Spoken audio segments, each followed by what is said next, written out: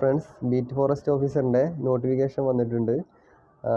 നമുക്ക് ഇന്ന് സിലബസിനെ കുറിച്ച് നോക്കാം.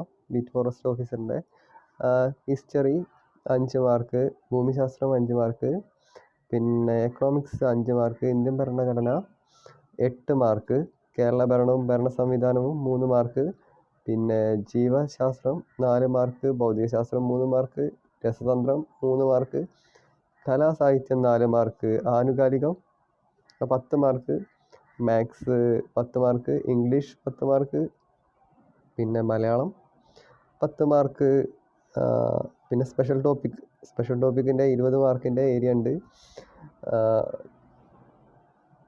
ഫിസിക്കൽ ടെസ്റ്റും എൻട്രൻസ് ടെസ്റ്റുമുള്ള എക്സാമാണ്. കട്ട് ഓഫ് വളരെ താഴ്ന്നിരിക്കാനാണ് സാധ്യത. ഇപ്പോൾ തന്നെ പഠിച്ചു തുടങ്ങിയ 6 മാസം കൊണ്ട് എക്സാം ഉണ്ടായിരിക്കുന്നതാണ്. കൂളായിട്ട് കവർ ചെയ്യാവുന്നതേ ഉണ്ടാവുള്ളൂ. അപ്പോൾ ഓൾ ദി ബെസ്റ്റ് ഗൈസ്, നന്നായിട്ട് പഠിച്ചു.